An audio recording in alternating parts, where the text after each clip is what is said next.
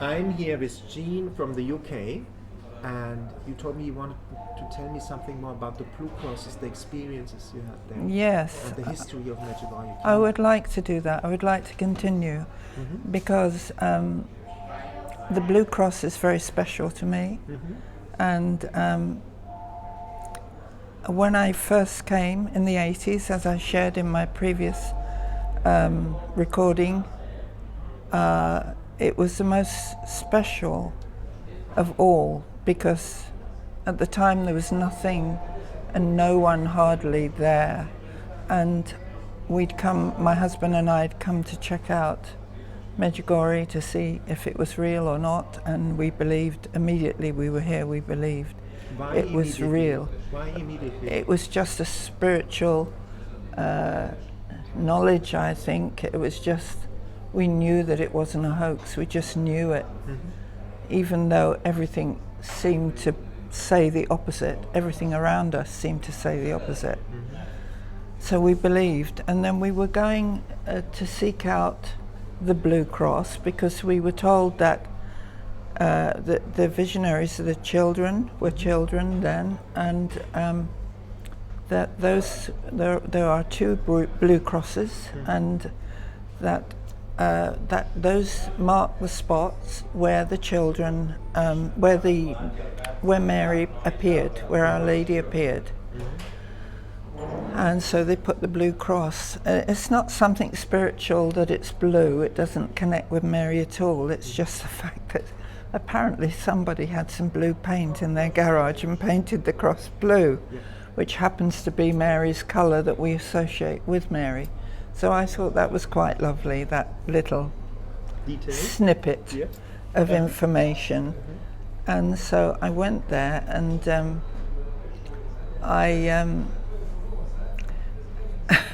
yes, as I'm coming up from the road, there are stones, and it's a little way up, and about halfway, I wasn't at the Blue Cross, about halfway, I felt Our Lady said to my spirit, "You are approaching my throne of grace."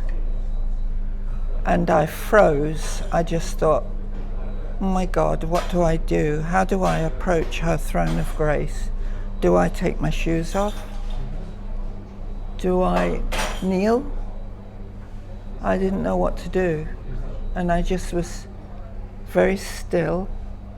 And then I felt in my spirit again that she smiled and she said, "Just come, just come." So I went there, and from that moment, that was my special place. I don't know what year that was. It was in the 80s. It may not have been the first time we were there. It may have been the second time. I don't know, but it was a very special encounter with Our Lady. And I can still, when I talk about that, I could feel it in my spirit. That's what she said, "You are approaching my throne of grace." I thought, my God, how do you approach the Mother of God on her throne? How do you do that? Well, you can't. There isn't a way. So you just go, and I just sat there and received from her. I don't know what I received, but I received peace, and I still receive peace. That's a place of peace for me, and I can sit there and I get lost in time. I even forget what day it is or what time it is. So I can just be very still. And recently when I was there, as I've had quite a sad bereavement in my family, which I'd rather not share at this point, but I heard this beautiful blackbird, loud and clear. And when I looked for the bird, there he was on the tree behind the Blue Cross, directly behind it, a little tree, and this little black bird, he wasn't very big, but he had the voice of better than any orchestra. He was singing his little heart out, glory to God. And I believe that You know, that's what the birds do when they sing. And in my visit this time in Medjugorje, every time I go to a spiritual place, like the Candle Garden or even by Our Lady in front of the church, that blackbird is there and sings loud and clear. And I'm sure it's a message to me. You know, maybe the bird is saying, give glory to God with me, sing with me and give glory to God. But it's been very special, it's been very prominent this time, the blackbird, for some reason. And I haven't worked that one out, but...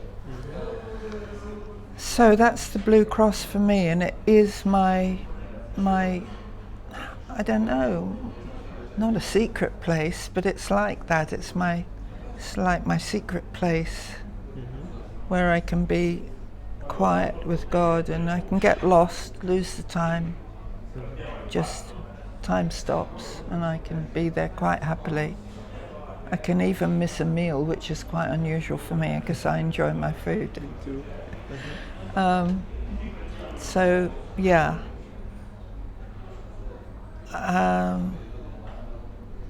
Now, where shall I go from there? I would love to know, you know, you came in the 80s, you came into a communist country. Yes. How was the atmosphere when you came here? I think I shared it in my previous video, but it was quite dark, spiritually dark, and heavy atmosphere. And people were frightened. That's what we felt. There was a lot of fear. We stayed with a beautiful lady who gave us accommodation at the request of the Blessed Mother, who had asked the people locally to take in pilgrims and to house them and to welcome them also. And this lady welcomed us so much, and we stayed with her. But the very next morning, there was, I've said this before, but in the thing, but to say it again, there were two people who came to inspect. They were officials dressed in black coats, and they had their clipboard, and they wanted the money that we'd paid her the previous evening. And then they took it and they gave her a small amount. Yeah, that was it. Which, yes, that's how it was. I can't make any comment on that, but that's how it was. We have to say what it is. Yes, it wasn't right. Fear, it's a society based on fear, control. It wasn't right. So she, poor woman, she didn't get what she needed. She probably didn't even get enough to cover what she spent with giving us food, and but I guess that was the general thing at that time, you know. So was it hard to get over the border for you guys?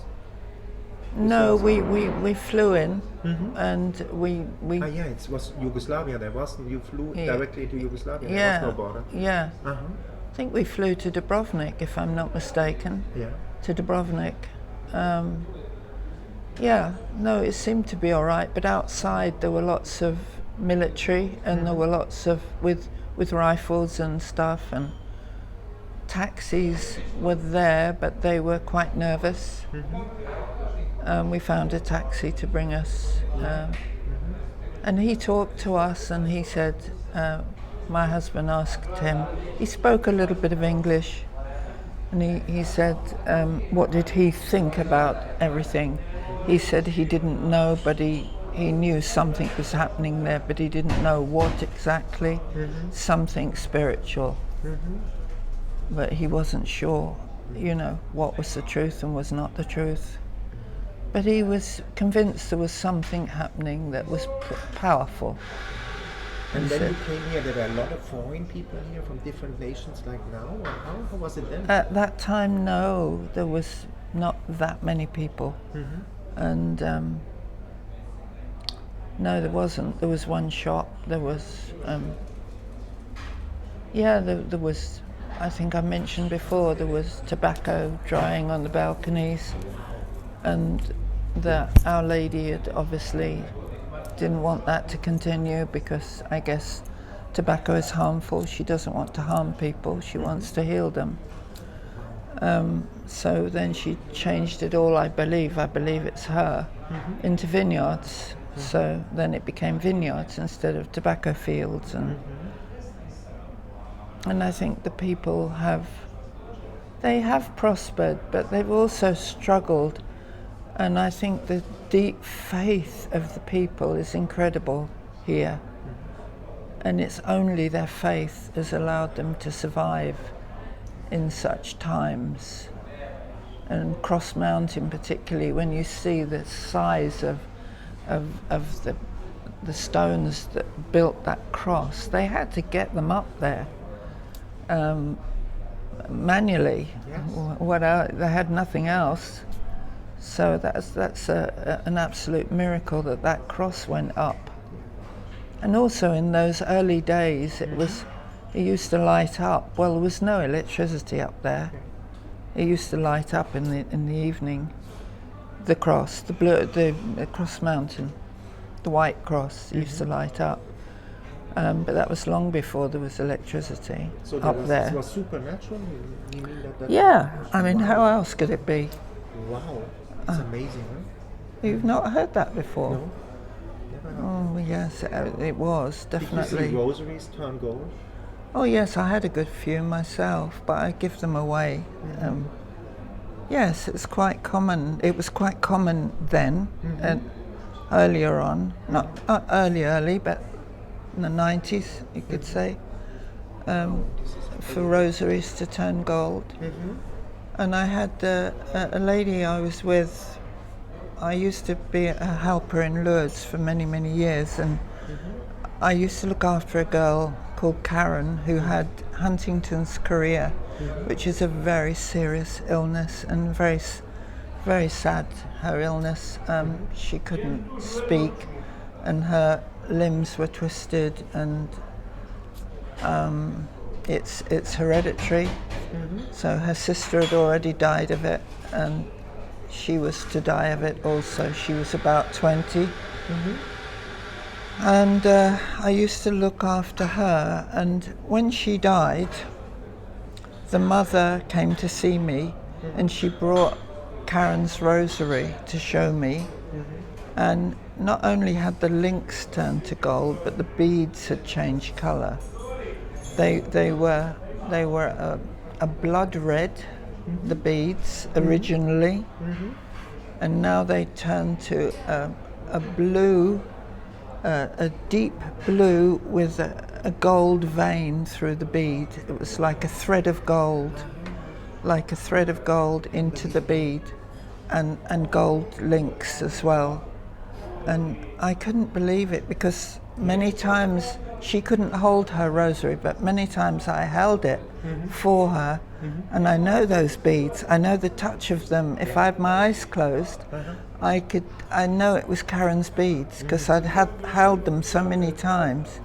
And when I finished, I used to lay it across her hands, because she couldn't hold anything, and she'd be really happy. I think I'm going to tell you about a miracle, actually, that happened with Karen. One time, Karen and her mum, this is obviously a little time before this incident, they came to stay with me for a week. It happened to be August, and it was coming up to the Assumption, 15th of August, Assumption of the Blessed Mother. I don't know how I knew, but I knew how to communicate with Karen. I've no idea how I did it, because she couldn't speak. But it used to be mainly with the eyes, and she would make it clear, and if she was something, she'd look at you, sort of glare at you, and listen to me was that message then. She said, listen, when she wanted something, she'd really glare at you. And so I found out that particular day. I was going to Mass anyway, because it was the Assumption. Was that here or in England? No, this was in England, back home. Yes, sorry, I didn't make that clear. She was staying with me for a week. And her mum didn't want to go because Karen suffered with seizures all the time, fits. And people used to gather around, you know, people used to look and stare, and she didn't want that. And she she was fed up with it, the mother. I don't blame her. She'd been through all that with her daughter beforehand, and now she was second time with this daughter. So anyway, but I knew in my heart that Karen wanted to go to Mass. And I tried to communicate to the mum. She wasn't having any of it. No, I'm not going. I don't want people hanging around. She will fit. She always fits. And I can't deal with it. And I said, I didn't know what to do. So I asked Our Lady, I said, I know Karen wants to go, Blessed Mother. If it's right, please can you open the way for her to go? And I prayed in front of Karen. She could hear and she could understand, but she couldn't speak. So she understood my prayer and her eyes lit up. Yes, she did want to go.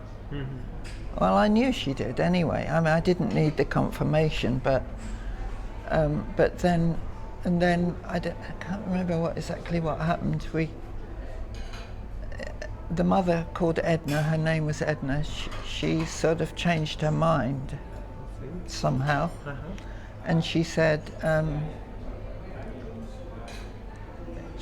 don't really want to, but I can see what you mean. I think Karen wants to go, but I don't want this. And so I said, look, I promise you, the first fit she has, I will get a taxi and we'll leave. We won't hang around. We'll go. I promise you that, I said to the mother.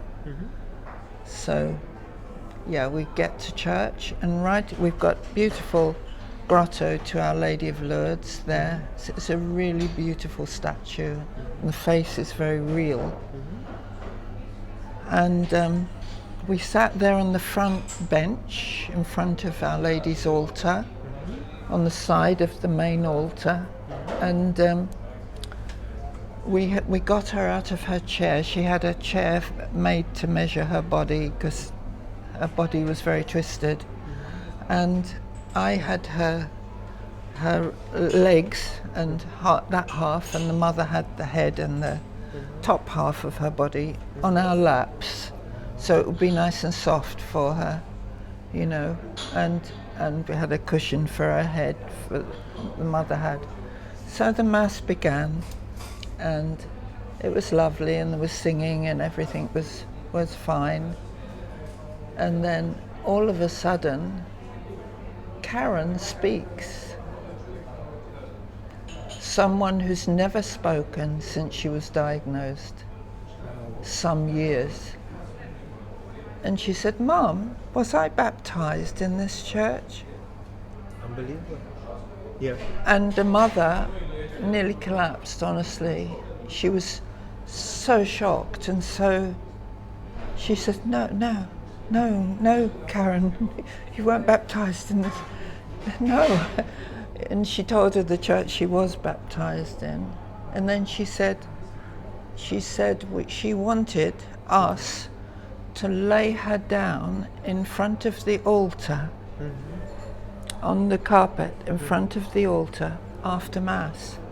She wanted to be laid there, and she wanted her own communication with God. So we did it. I didn't even ask the permission of the priest. We still had her on our laps, so we both carried her up, put her on the floor, and she said a few more things. I can't actually remember what they were, but yeah, it was an amazing time.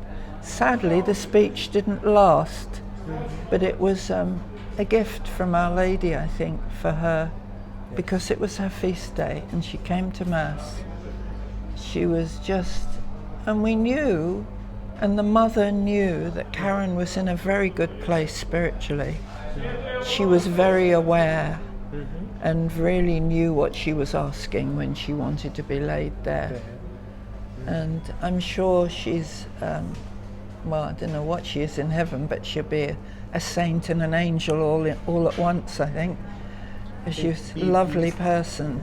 We misunderstand all this, no? As Yes. out of our human way of thinking. Yes, yes. So Karen was very happy when we came back to my house. So was Edna, and so was I. So it was a most beautiful day, and it was Our Lady's feast day. The 15th Feast of of the Assumption. Wow, beautiful. Yes. It was very good. It was an amazing, I call that a miracle. I mean, she wasn't healed of the illness, but she spoke so clearly, and no fits. She didn't have any fits the whole time. And the previous year I'd been in the Jumbulance with her. We went to Rome, and she had 36 fits, I counted them, on the road going to Rome. That was all the way from England? Or? All the way from England. We went by, they call it an alligator Jumbulance, where there's a turntable in the middle, so that when you turn corners, it's very long. So that was the kitchen area where we used to bring the food to. We had beds on one side, and we had very reclining chairs for the not so sick on the other side. They all were really seriously ill people with, you know. I mean, if I may ask, you went through a lot of challenges. Did you ever doubt your Catholic faith? Oh no. Only makes me believe more. The challenges? Yeah, absolutely, because it's exciting. And you know God's going to do something. I mean, I've always got this anticipation. God's going to come in. He's going to act in some way. Yeah. Maybe not what you would have liked. I would have chosen for Karen to be completely healed, but God chose to do it that way through Our Lady, you know, that she had an amazing breakthrough, and her mother was absolutely delighted. I was delighted, she was delighted. So it was a gift. It was, you know, it was an amazing thing. And the mother told me when she died, when Karen died, I wasn't able to get to the funeral, sadly. They lived in Devon and I live in Sussex, so I couldn't make it for some reason. I can't remember why. And she told me afterwards that when Karen had wanted, I don't know how this was known, but she'd wanted a horse-drawn carriage to take the coffin to the church.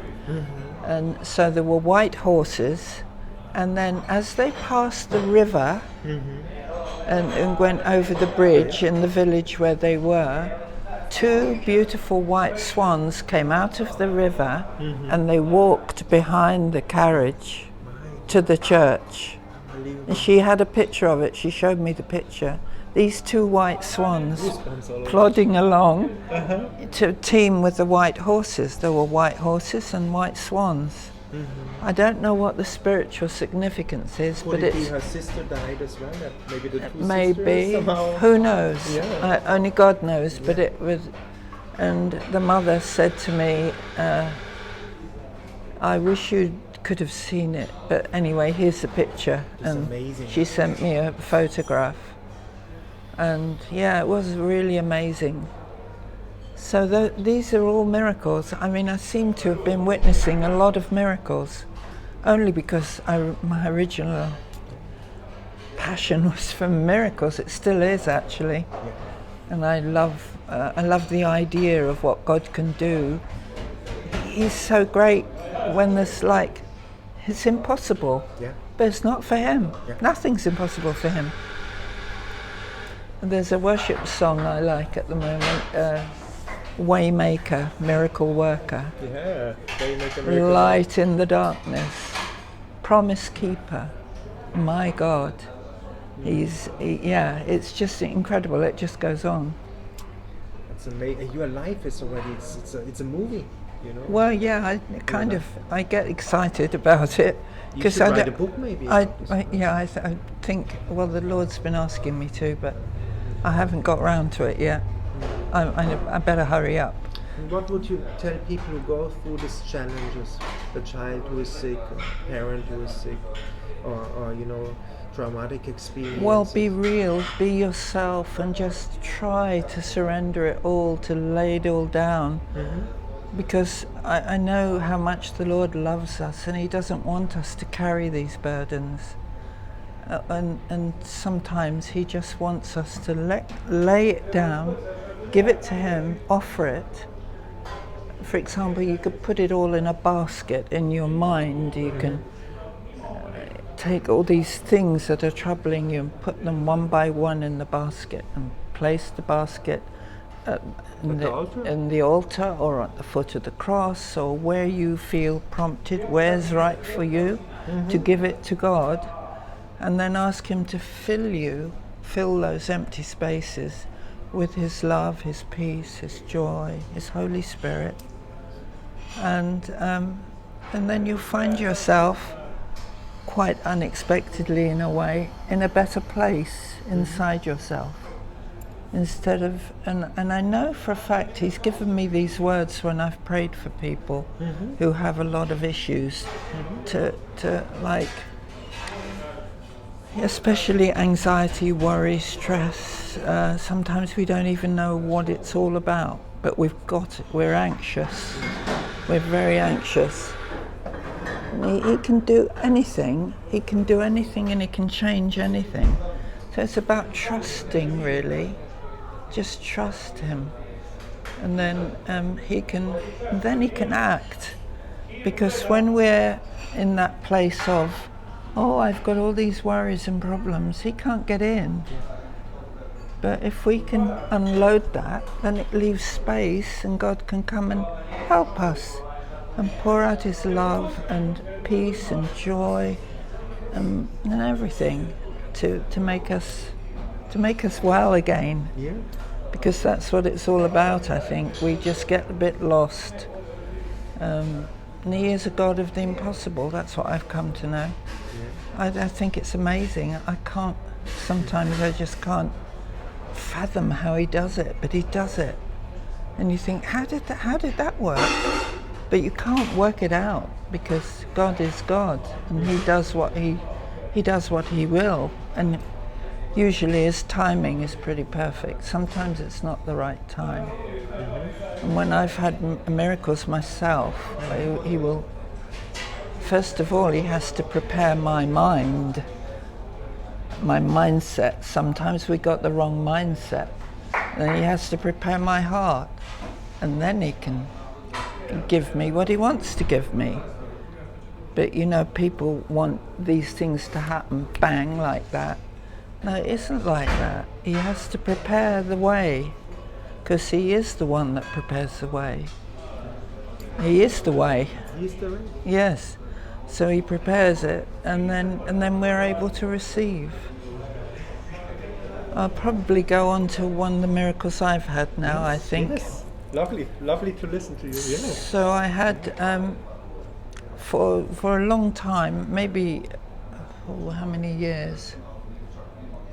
Maybe 20 years. I had celiac disease, very severely.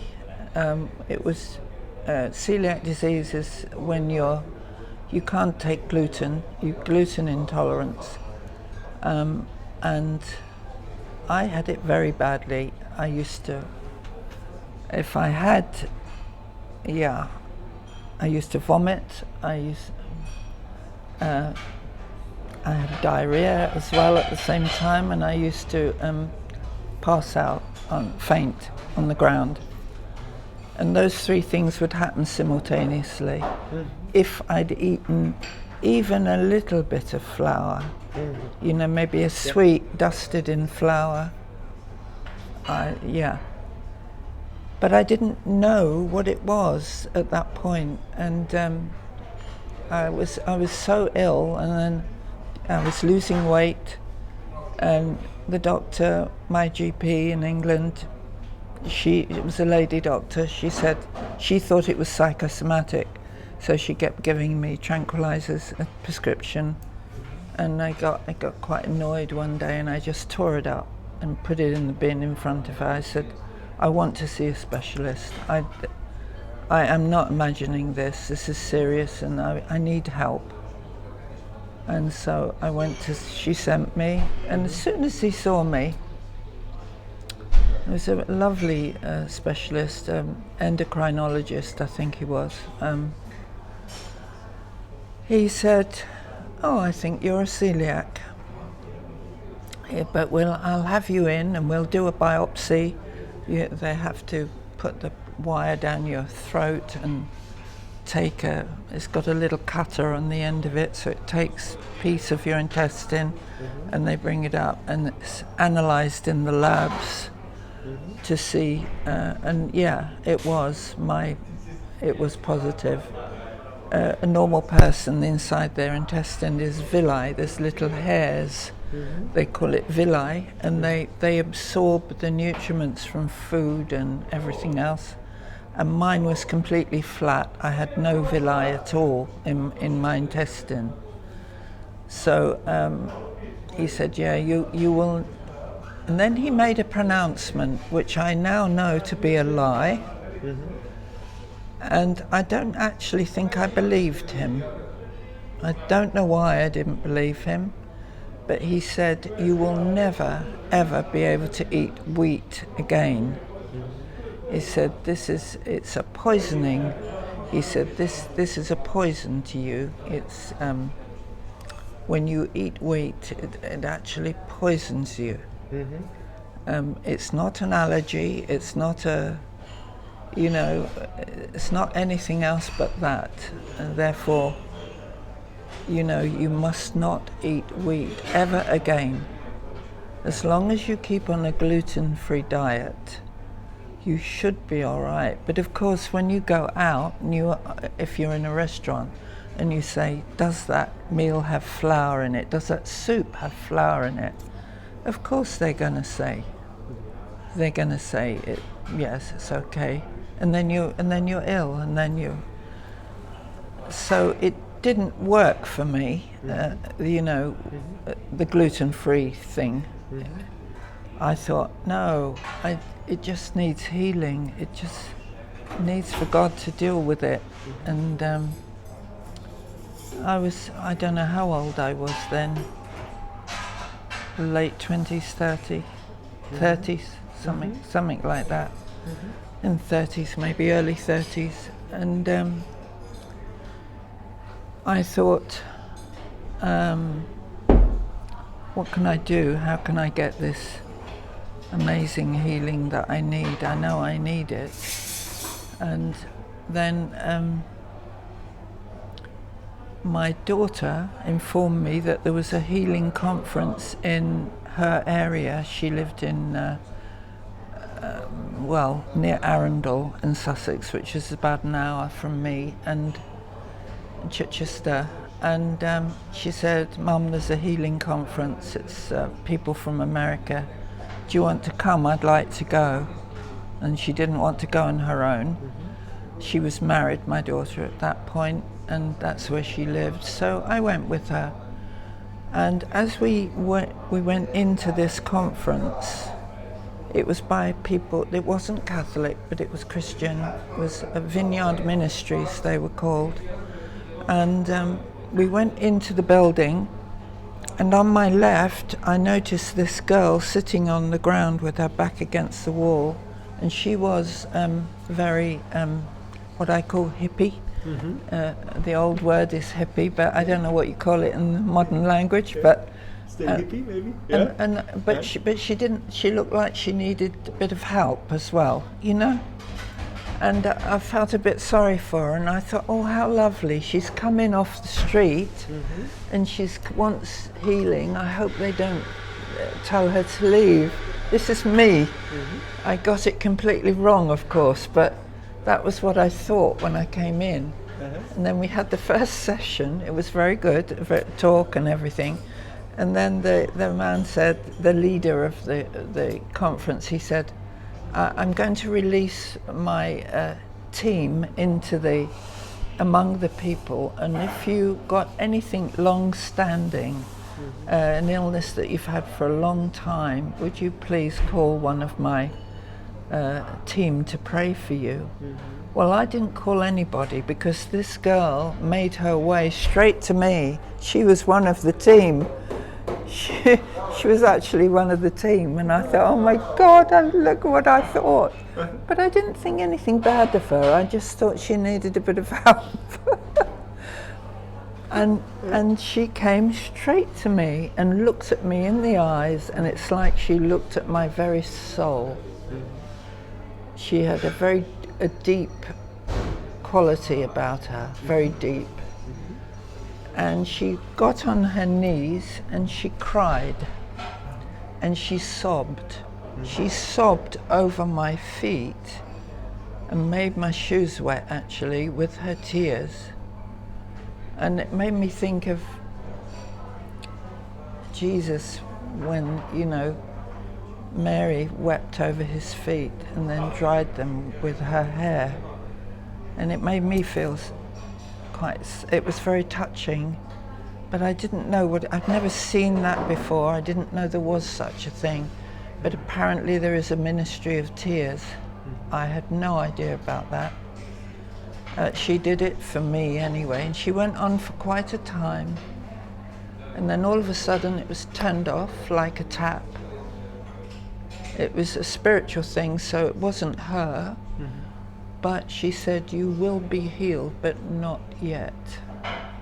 But you will be healed, completely healed. So I thought, brilliant, that's wonderful. Yeah. I was so happy. And I was very disciplined at that point I didn't look in a baker's shop window or anything like that. What's the point? I can't eat it, so why would I look? And I tried not to have anything that had wheat, but sometimes you did, but not, I was really quite disciplined. So we went for the lunch break then. We'd had a morning session, we went for the lunch break, and my daughter wanted to get something in the baker's, of course, because she could eat it, I couldn't. And I said, okay, I'll wait for you outside, and I'm looking at the window. And this is the first time I'd ever done that since I'd been diagnosed with celiac disease. Looking in the window and just wanting to eat a bread roll. I wanted some, because I hadn't had bread. Wanted to eat a nice crispy roll. Oh, I just was drooling over and she came out and she said, Mum, what are you doing? You don't usually look in bakers' windows. You can't eat any of that. What's the point? What are you doing? I said, I just want to eat it. I really do. I want to have a bread roll. Well, you can't, Mum, she says, and she was a bit concerned why I was so fixated on this bread roll. Anyway, we went back into the session again. It was all very good and fantastic, and it was a lovely session. She had a healing for something small, I can't remember what it was, headaches or something. And then the next step of my healing then was a couple of months later, or 3 months later, that was Easter, around Easter. Then in August I went to the Shrine of Our Lady for a Catholic Charismatic conference. And I usually go into the book tent there. It's all in the shepherd's fields with tents. Which city is that? Yeah, so we're the sheep, go to the shepherd's tents, Yeah. So usually there's a book tent with all the latest books, which I loved at that point, and I want to buy like 3/4 of them.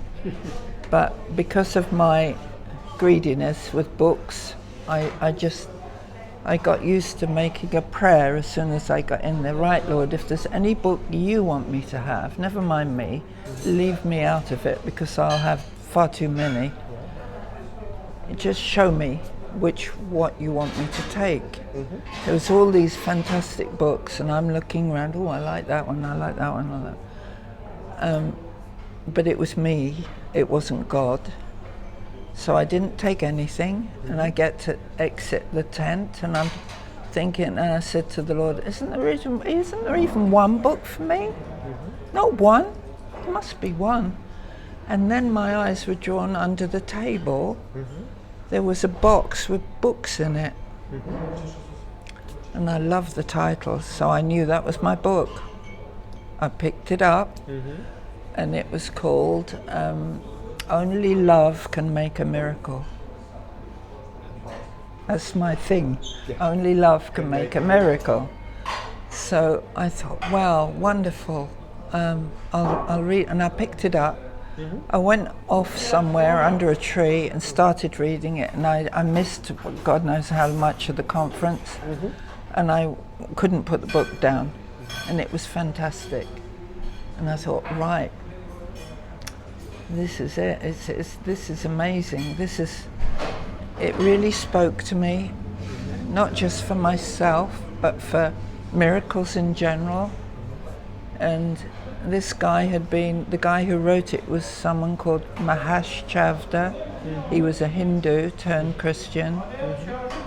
And when he was a child in India, a missionary had come to the door and asked for water.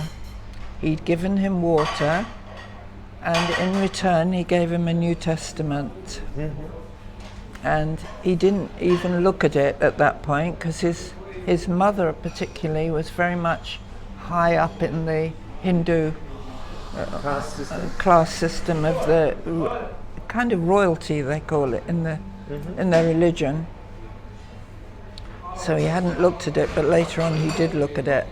And he was given the gift of miracles, Mahesh, by the Lord, when he eventually came into faith properly. And he's a very amazing, I believe he's still alive, but he used to come and give conferences in Brighton at that time, but I think he's still alive.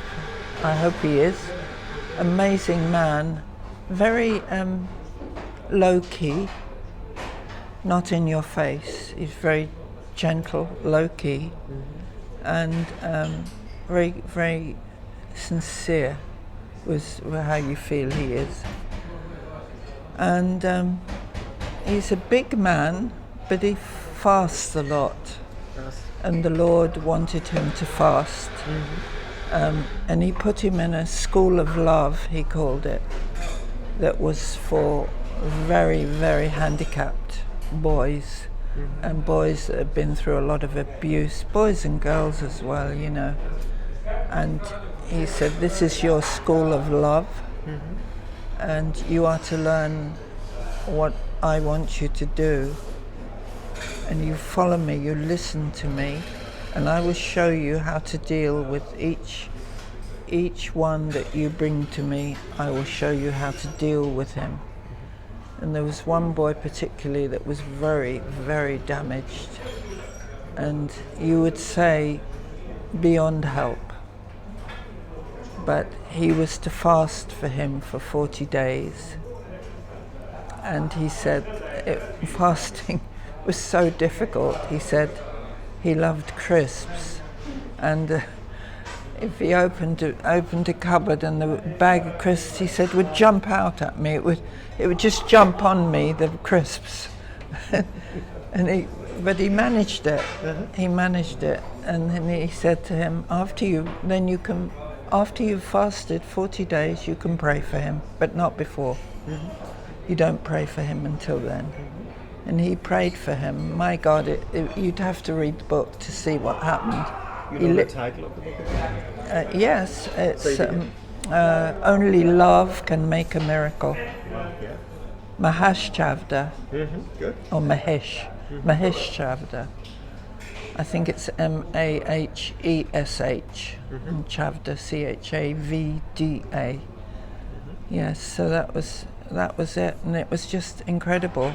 And when he did pray with him, my God, he just flew across the room supernaturally, and then sank down by the wall, and he was completely normal. The boy, completely normal. I believe. Back in his right mind. his body parts that were disfigured were all correct. Everything. So nothing's impossible for God. That's what I want to say, really. Nothing's impossible. And it's only have to believe. It sounds simple, but it isn't. Yes. But if you try to listen to the Lord and follow his instruction, he'll give you the right way to whatever situation you find yourself in and you need his help. Can you describe the process? I'm sorry for interrupting you. Yeah, because of with me it was like he had to prepare my mind to receive. You know, he had to prepare my mind when I had the celiac disease to receive his healing. And the girl who prayed for me over my feet and cried, that was the first step. It was to change my thinking, because then I was drawn to the baker's shop window. I would never have gone there. But I found myself thinking, maybe I could eat a bread roll. If the Lord was to heal me, I could eat it. And wouldn't that be amazing? I started to think differently. So it changed my mindset first. And like it says in Scripture, pray for a renewal of your mind. That's what we all need to do. You put on the mind of Christ when you put on the body armor, and every day, I reinforce it every day, then you ask for the mind of Christ to be operative in you, so that you can receive and you can operate how he wants you to operate, not what you think, because what you think probably is completely wrong. So it's taken me all my life. It's a slow process, but I'm still learning, and God is amazingly good. So anyway, my healing, I just finish off with my healing of celiac disease, which the final thing, because he did it in stages, he did it with the girl praying with the tears, and then the next thing was the book I read in Walsingham. And then I was on a high with the book. I thought, wow. And then I found out in October, it was all in 1 year, but 3 sections. In October, I found out, wow, Mahesh Chavda is here. He's coming to Brighton, where I live. Of course, God knows all that, but to me it was absolute incredible surprise.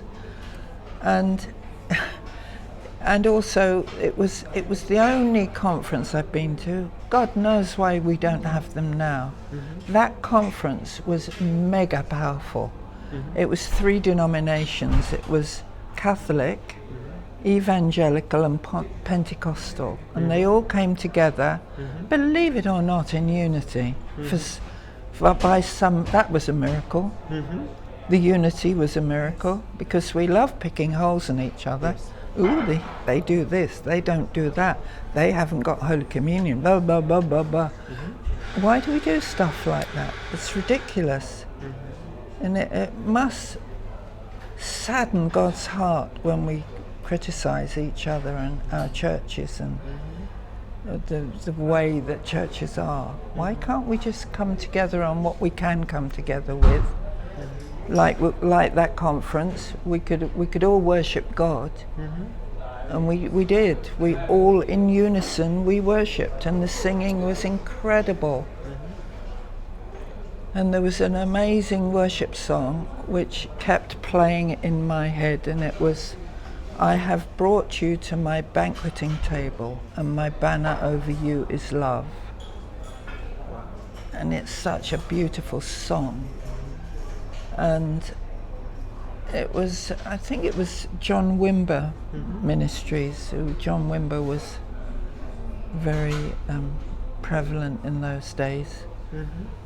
Anyway, it was an amazing conference, and when it came to town, I thought, well, I'll go this morning and I'll go and register we had a conference hall by the beach. So it was there, and I went to Mass as usual, but the gospel that day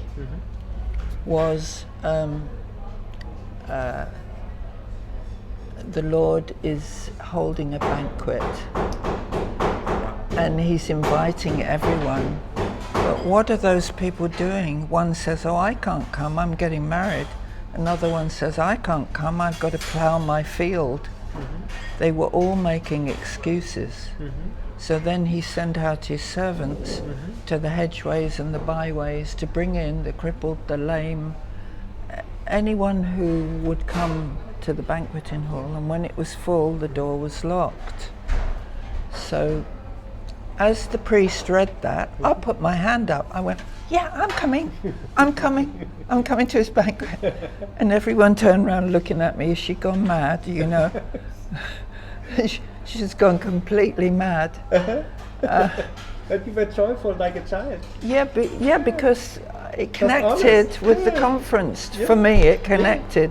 And I had intended to go along there to I said, yeah, I'm coming. And I didn't know at that point that my favourite song was going to be, I've invited you to my banqueting table and my banner over you is love. I mean, so I accepted the invitation before it was, in a sense, before it was offered. I accepted it. So I ran. I never run anywhere, even when I can't run now, but when I could run, I never run. I used to walk fast but not run. I ran all the way along the seafront to the conference hall to sign in. And it was just an incredible feeling, and I had such anticipation. So then I'll fast forward, because I've been talking a long time and I hope everyone hasn't got earache. Oh, it's fantastic. So interesting. End up in the conference? In the conference, it was a 5-day conference, and we had amazing input. We also had a mass every day at the conference hall, because there was a input from a Catholic priest. Was the Catholic section, an evangelical Pentecostal, and then on the last day was Mahash Chavda, and he came and spoke in the morning, gave a little talk, and he said his session would be in the afternoon, and if anybody had not yet been prayed with for a long-standing illness or disease or something that was they had been told was incurable, he would pray with everyone that came. Well, in that conference hall, we were about 3,000 people, and I think about 1,500 tried to get down. I was upstairs, so it was like graduated seats like that. Get down to the main hall where he was, and there he was starting to minister. But before he ministered, the air was electric. That's all I can say. You could almost see sparks. You couldn't see sparks, but you could feel as you breathed the air. It was electric. It wasn't just air. It was electric air. And you had to have a feeling of anticipation. You couldn't not have. And he went round to everyone and just lightly touched them, like no more than a butterfly touch on the head, just like that. But before he was getting to people, they were going crash, crash, crash. He was only like, for example, over there, he was coming, but people were already falling over there before he got to them. Well, he came to me. I was in the outer circle. We'd made 2 huge circles. And he'd done the first circle, so he was coming to the outer circle, and he got to me, and nothing happened. And I thought, what? I was shocked. I was waiting to fall down, you know. Not everybody fell down, and some people were a bit wobbly and didn't know what it had hit them. But I thought, no, I want the full thing. I don't want half measure. So in my mind, he'd gone. They'd gone down there. He'd gone about, I don't know, 20 people ahead of me by then. And I said, Jesus, don't pass me by. And he comes back. Yeah. He turns round and comes all the way back to me, Uh-huh. and he gave a little tiny blow, like you know, a birthday cake candle is so small, it maybe wouldn't have even blown that out. He went like that. It was like gale force wind. It was like I was on a ship, my clothes were blowing, my hair was blowing, boom, I hit the floor, and then I felt this electricity from my toes, up to the top of my head, down again, Father, Son and Holy Spirit it was, and up again 3 times, all electric. I felt I was just, wow, it was just, I was plugged in, total mega power electricity. And then after I came out of it, I just sat up and howled. I sat on the floor and just howled like, wow, it's gone. I knew it had gone. It had gone. I was fine. And I've been fine ever since. That's why I'm the size I am. Every day you go I'm to the eating bakery now. cakes and bakery and anything. Come on, let's have a croissant de chocolat now. That was a long time ago, so God knows how many years. I mean, I'm 82 now, so. You don't look like, you know, the In- man who converted me said, in you look 10 years, 15 years younger. 30 something You I look so was. young. Isn't it an amazing though? Amazing story. Keep on going. Well, I think that's it really. I'm just so grateful to God. And you pray for people now too, I heard, no? I do. Well, I can't say I have the gift that Mahesh has got, but I pray and I believe that maybe I'm part of the Continuation. the preparation for that person to be able to receive. Like for me, I learnt from that. I wasn't able to receive. I had to have my mind changed first. So I believe that's step 1 with a miracle. At least it was for me. Why wouldn't it be for everybody? You know, so I think maybe God uses me for step 1 or maybe even step 2 so far. And I have had one lady said she got healed of cancer after I prayed, but you know, I think that was just a one-off, but it's nothing to do with me anyway. God just uses me, and I hope He continues to use me. Oh, he does already now, look, doing the video. Oh, well, I hope it will help people to really to have. I want to encourage everyone to just go for it. Just believe.